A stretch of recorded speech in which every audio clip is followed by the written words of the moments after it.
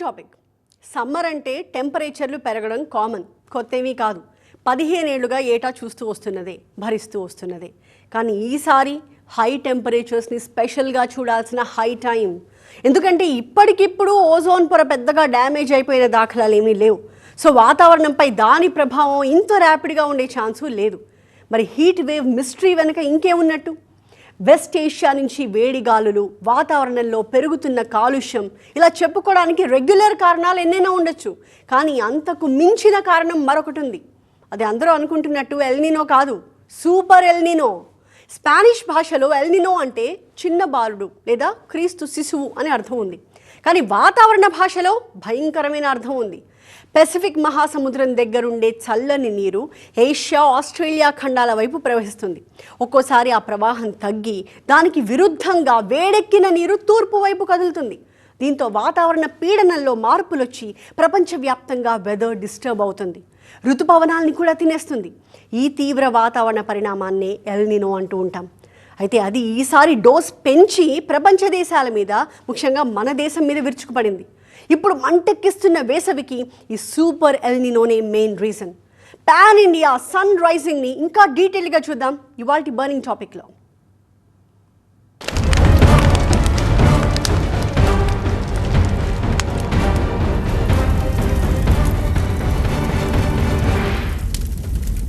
ఉత్తరప్రదేశ్లోని బాందా నగరం ఇప్పుడు వరల్డ్స్ హాటెస్ట్ సిటీ. ఇదే భూమి మీద అత్యధికంగా ఎండవేడికి తల్లడిల్లిపోయే నగరం. ఎస్, ఈ ఏడాది వేసవి సీజన్లో యూపీకి దక్కిన గొప్ప క్రెడిట్ ఇది. గత నెలలో 4-5 సార్లు హయ్యెస్ట్ టెంపరేచర్స్ రికార్డ్ అయ్యి గ్లోబల్ మీడియాలో హోరెత్తిపోయింది Banda city. Torture of 48 degrees ఎలా ఉంటుందో అచ్చంగా ఫేస్ చేస్తోంది టోటల్ యూపీ. కానీ అంతకు మించిన టెంపరేచర్స్తో యూపీ రికార్డ్ని బ్రేక్ చేసింది ఏపీ. ప్రకాశం జిల్లా కనిగిరిలో ఉష్ణోగ్రతలు 48 డిగ్రీలు దాటిపోయాయి. తెలుగు రాష్ట్రాలనే కాదు, దేశం మొత్తాన్ని కనికరం లేకుండా కుళ్ళబొడి చేస్తూ ఉన్నాడు రాక్షస అవతారం ఎత్తిన భానుడు. ప్రస్తుతం భానుడి దెబ్బతో నిజంగానే గుబక్ గుయ్యమంటుంది. 2002లో 47.3 అయితే రికార్డు స్థాయిలో నమోదైంది. ఈసారి కూడా ఆ రికార్డు స్థాయిలో నమోదైనటువంటి ఉష్ణోగ్రత కూడా ఎక్కువగా అధిగమించే అవకాశం ఉన్నట్టు.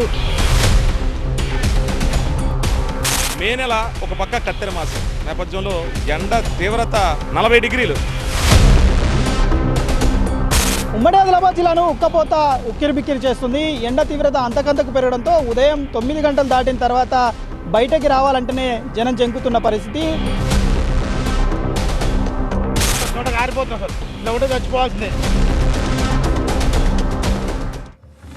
దేశమంతా నిప్పుల కొలిమిలా మారి భగభగ మండిపోతోంది. నడినెత్తికెక్కి కరాళ నాట్యం ఆడేస్తున్నాడు ఉగ్రరూపమెత్తిన భానుడు. ఇదిగో ఈ ఎర్రబారిన ఇండియా మ్యాప్ చూడండి.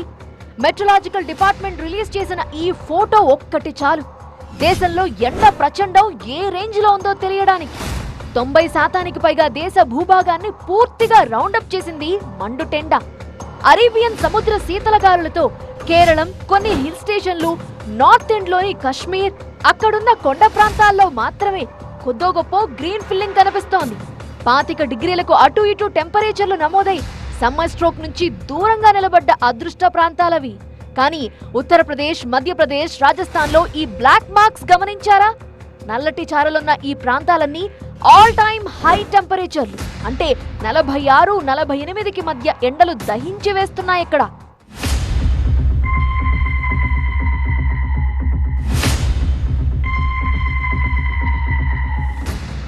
సో దేశవ్యాప్తంగా సాధారణం కంటే 3 నుండి 6 డిగ్రీల వరకు ఉష్ణోగ్రతలు పెరిగాయి. అహ్మదాబాద్, నాగ్పూర్, జైపూర్, లక్నో అన్ని సూర్యారావు రాడార్లోకి వచ్చేశాయి. మధ్యప్రదేశ్ ఖజురాహోలో 47.4 డిగ్రీలు, ఢిల్లీ ముంగేష్పూర్ ప్రాంతంలో 46.3 డిగ్రీల టెంపరేచర్లు రికార్డ్ అయ్యాయి. 2024లో ఇక్కడ ఏకంగా 50 డిగ్రీలు దాటింది.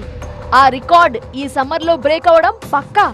అటు ఉత్తరప్రదేశ్లోని బాండా సిటీలో 48 డిగ్రీల ఉష్ణోగ్రత చాలా నార్మల్ అయిపోయింది. బాందా సిటీతో పాటు బుందేల్ఖండ్ ప్రాంతం అంతా ఈ వేసవికి ఎండుటాకులా వణికిపోతోంది. 2 నెలల నుంచి అక్కడ పచ్చదనం వెతికినా కనిపించడం లేదు. చెట్లు మోడుబారిపోయి, భూగర్భ జలాలు ఇంకిపోయి, నేలంతా నెర్రలు బారి ఎడారిని తలపిస్తోంది. జనజీవితాలు తల్లడిల్లిపోతున్నాయి.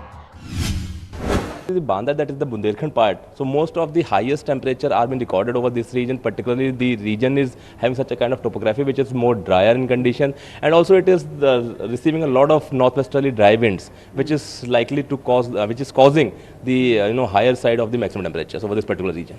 వడదెబ్బకు డజన్ల కొద్దీ మరణాలు నమోదవుతున్నాయి. ప్రతి దవాఖానలో ఎక్స్ట్రా పడకలు ఏర్పాటు చేసి అలర్ట్ అయింది యూపీ హెల్త్ డిపార్ట్మెంట్. అగ్నిగుండంలా మారిన దేశంలో తెలుగు రాష్ట్రాల వాటా కూడా మామూలుగా లేదు. ఉత్తర, తూర్పు తెలంగాణ జిల్లాల్లో 45 డిగ్రీలకు పైగా ఉష్ణోగ్రతలు నమోదవుతున్నాయి. కరీంనగర్, పెద్దపల్లి, ఖమ్మం, వరంగల్తో పాటు 14 జిల్లాలకు హీట్ వేవ్ అలర్ట్ జారీ అయింది. నెత్తిన ఇలాంటి క్యాప్ లేదంటే ముఖాలకు స్కార్ఫ్ లేకపోతే బయటికి వెళ్ళలేని పరిస్థితి నెలకొంది. ఎవరి నెత్తిన చూసినా ఈ విధంగా క్యాప్స్ లేదంటే సన్ గ్లాసెస్ ధరించడం, ముఖాలకు మొత్తం కూడా ఈ విధంగా లెమన్ వాటర్ పెట్టుకొని తిరుగుతున్నా. ఎండకు తట్టుకోలేక ఇక టవలే పైన కప్పుకున్నా. బండి మీద పోతాంటే మాత్రం దగడు ఇట్లా తలుగుతుంది. ఆ వేడికి మొత్తం హెల్మెట్ అంతా బండి ఇంజన్ తట్టుకోక ఏడ వేలుతుందో కావచ్చు అని అనుకున్న, అంత వేడి ఉన్నది. రామగుండం, నిజామాబాద్, ఆదిలాబాద్ ఇప్పటికే మంటెక్కిపోతున్నాయి. ఏపీలో పిడుగురాళ్లలో 47.6 డిగ్రీల ఉష్ణోగ్రత నమోదైంది. 15 జిల్లాలకు రెడ్ అలర్ట్, 13 జిల్లాలకు ఎల్లో అలర్ట్ జారీ అయింది. ఇవాళ ప్రకాశం జిల్లా కనిగిరిలో 48 డిగ్రీల సెల్సియస్ దాటి నేషనల్ మీడియాలో మోతెక్కిపోతోంది. రాబోయే 6 రోజులు ఎండ తీవ్రత తప్పదంటోంది వాతావరణ శాఖ.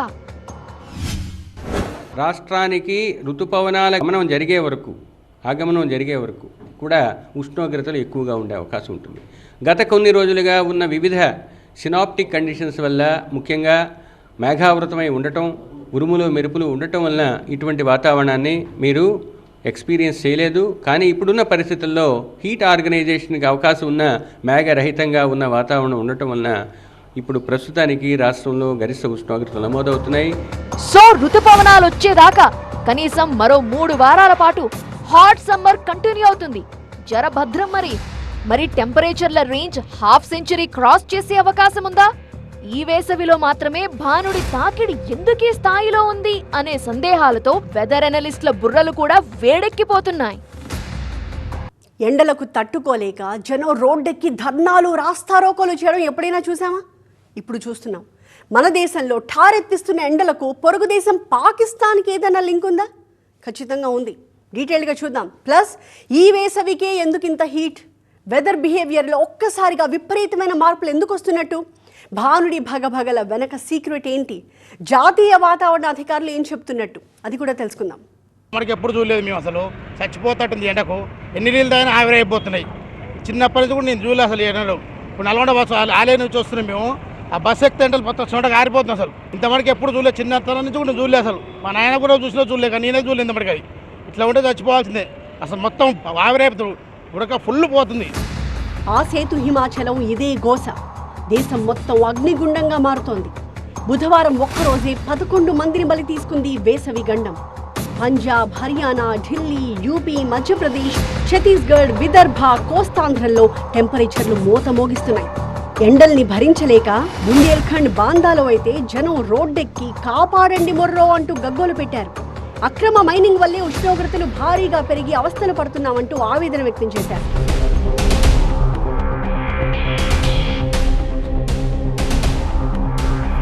హీట్ వేవ్ గురించి రాష్ట్ర ప్రభుత్వాల్ని అప్రమత్తం చేస్తూ వస్తోంది కేంద్రం. అటు ఎప్పటికప్పుడు పరిస్థితిని అంచనా వేస్తోంది వాతావరణ శాఖ. కారణాలపై లోతుగా పరిశోధన జరుగుతోంది. కానీ మాన్సూన్ రాకడ మొదలైతే తప్ప వేసవి తాకిడి తగ్గే ఛాన్సే లేదట. మరి నైరుతి ఋతుపవనాల ఆగమనంపై మాత్రం క్లారిటీ ఎక్కడ? మే 26న కేరళకు తాకుతాయని, జూన్ 1 తర్వాత తెలుగు రాష్ట్రాలకు వస్తాయని ఋతుపవనాలపై ఆశ అయితే ఉంది. See, it is very early to say as of now about the coverage and the advancement. As of now, we are trying to monitor the onset phase of the monsoon, which as of our previous press conference, it is roughly around 26th of May with a model error of plus minus 4 days. So we are currently monitoring, and if any updates are there, we will inform you. మన దేశంలో వేసవి పరేషాన్కి Pakistan link ఏదైనా ఉందా? పడమటి వైపు నుంచి వీచే గాలుల ప్రభావంతోనే ఉత్తర, మధ్య భారతంలో వడగాలులు విజృంభిస్తున్నాయా అంటే అవునని అంటున్నారు weather experts. See, it's not about coming from the Pakistan side or something like that. See, it's the wind flow which also modulates the heat wave and the temperature situations. So if the Pakistan side is having the higher temperatures, then if the winds are blowing from that particular side, they are dry winds, they tend to rise the temperatures over the Indian region also. దేశం వెలుపలుండే పాకిస్తాన్ బెలూచిస్తాన్ వేడిగాలులు ఇలా భయపెడుతుంటే దేశం అంతర్భాగంలో ఉండే రాజస్థాన్ థార్ ఎడారి నుంచి వీచే వడగాలులు ఉత్తర మధ్య భారతాన్ని ఉబ్బపెట్టిస్తున్నాయి. ఎండ వేడిగాలుల తీవ్రత తగ్గే పరిస్థితి లేదు గనక ఢిల్లీలో మే 26 వరకు ఆరెంజ్ అలర్ట్ జారీ చేసింది వాతావరణ శాఖ.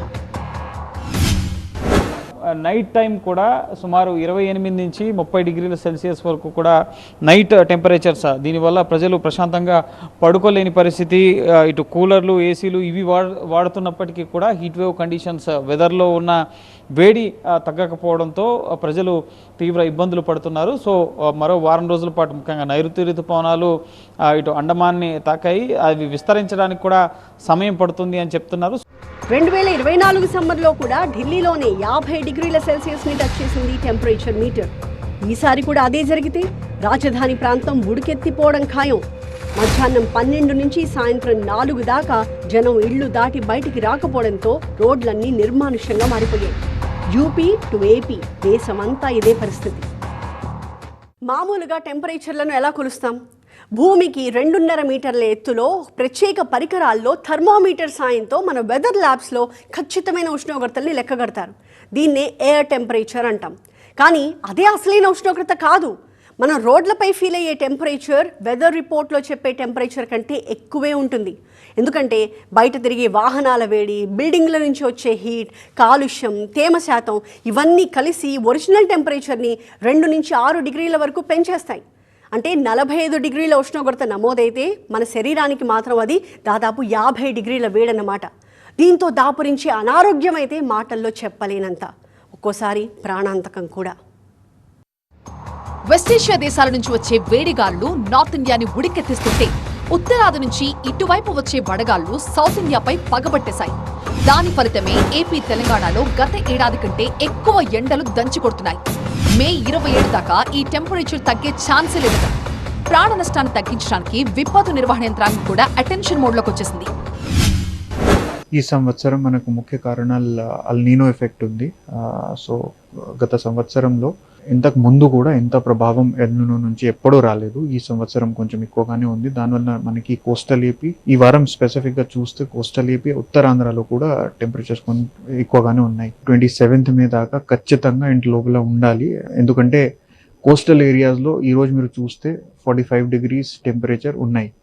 ఫీల్స్ లైక్ టెంపరేచర్ చూస్తే అంటే హ్యూమిడిటీ వలన దానివల్ల కొంచెం టెంపరేచర్ 45 degree ఉన్నప్పుడు కూడా మీకు ఎక్కువగానే అనిపిస్తుంది. సో అదే 50, 51 degree, 52 degree దాకా కూడా వెళ్ళింది. సో ఆ ఎఫెక్ట్ మనకి ఈ వారం ఎక్కువగానే ఉంటుంది. దాని తర్వాత కొంచెం రిలీఫ్ జరగవచ్చు. గ్లోబల్ వార్మింగ్, ఎల్ నినో ప్రభావం, పెరుగుతున్న అర్బనైజేషన్, అడవులు తగ్గి కాంక్రీట్ జంగిల్స్ పెరగడం, థార్ ఎడారి నుంచి వీస్తున్న వేడిగాలులు ఇవన్నీ కలిసి దేశాన్ని అగ్నిగుండంగా మార్చేస్తున్నాయి. నగరాల్లో అయితే వేడి తీవ్రత భరించలేనంతగా మారుతోంది. హైదరాబాద్, ఢిల్లీ, ముంబై, బెంగళూరు లాంటి మెట్రో సిటీస్ లో urban heat island effect clear గా కనిపిస్తోంది. అటు మన దేశ భౌగోళిక పరిస్థితులు కూడా ఎండ తీవ్రతకి కారణంగా చెప్పొచ్చు. పడమర వైపునున్న థార్ ఎడారి నుంచి వచ్చే వడగాళ్లు మధ్యప్రదేశ్, విదర్భ, మరాఠ్వాడా, ఉత్తర తెలంగాణ మీదుగా దూసుకొచ్చి హీట్ కోర్ జోన్ ని ఏర్పరుస్తాయా?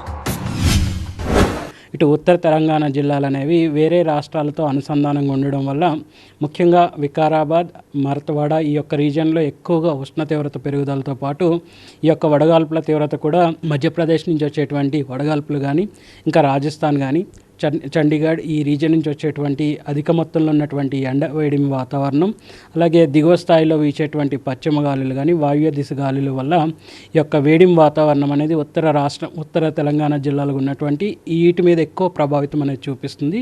తద్వారా ఏంటంటే ఇక్కడే మనకి ఎక్కువగా ఎండ వేడిమి వాతావరణం అనేది నిండుకొని ఇక్కడే మనకి ఎక్కువగా ఎండ తీవ్రత పెరుగుదలతో పాటు ఎక్కువగా ఉక్కబోత కూడా స్పష్టంగా కనిపిస్తూ ఉంటుంది. మన శరీరం 35 డిగ్రీల వరకు మాత్రమే టెంపరేచర్ని భరిస్తుంది. అంతకంటే పెరిగితే జీవక్రియపై ఒత్తిడి పెరిగి మనకు తెలియకుండానే సైడ్ ఎఫెక్ట్స్ మొదలవుతాయి. మరి 45 డిగ్రీల సెల్సియస్ హీట్ అంటే మామూలు మాట కాదుగా. డీహైడ్రేషన్, వడదెబ్బ, మానసిక ఒత్తిడి వీటన్నిటికీ మించి మానసిక సమస్యలు కూడా దాపురించే ప్రమాదం ఉంది. 47.5 డిగ్రీలు దాటినట్టయితే హీట్ వేవ్ టర్మ్స్లోనే సివియర్ హీట్ వేవ్ కింద లెక్క. సో ఈ సివియర్ హీట్ వేవ్ సమయంలో సివియర్ డీహైడ్రేషన్కి గురయ్యి అలాగే హీట్ స్ట్రోక్కి గురయ్యే ప్రమాదం ఉంటుంది. ఈ హీట్ స్ట్రోక్ చాలా ప్రమాదకరం, ప్రాణాలు పోయే పరిస్థితి కూడా ఉంటుంది.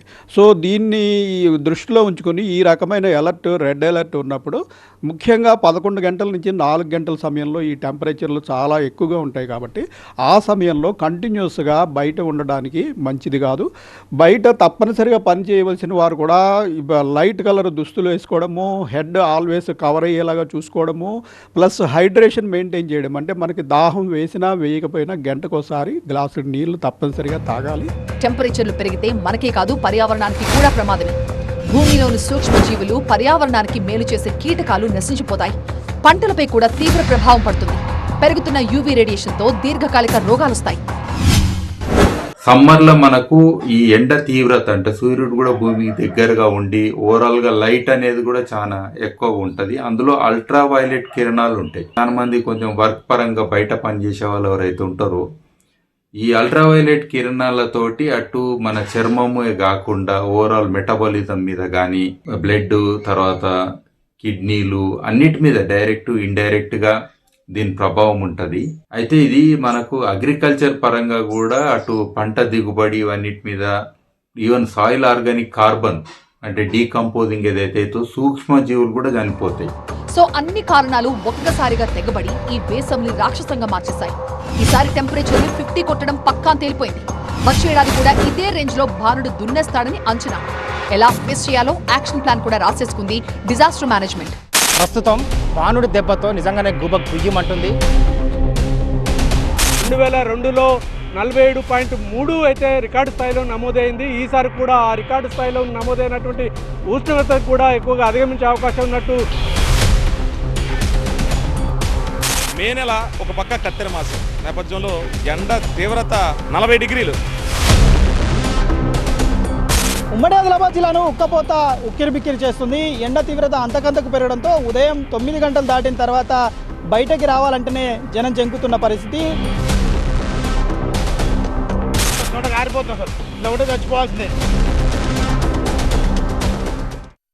ఎండలతో దేశం మండిపోతోంది. ఎండలే కదా సమ్మర్ సీజన్ అయిపోగానే వెళ్ళిపోతాయి అని అనుకుంటాం, కానీ ఇది జస్ట్ సీజనల్ సమస్య కాదు, వెదర్ ఎమర్జెన్సీగా మారిపోతోంది. వడదెబ్బల ముప్పు పర్యావరణం దెబ్బతినడమే కాదు, నిశ్శబ్దంగా మన భవిష్యత్తుని డ్యామేజ్ చేస్తోంది హెవీ వెయిట్ సమ్మర్. అందుకే బీ అలర్ట్, అత్యవసరమైతే తప్ప ఇల్లు దాటి బయటికి రాకండి. ఇది వాటి బర్నింగ్ టాపిక్. మరొక అంశంతో మళ్ళీ కలుద్దాం. చూస్తూనే ఉండండి TV9.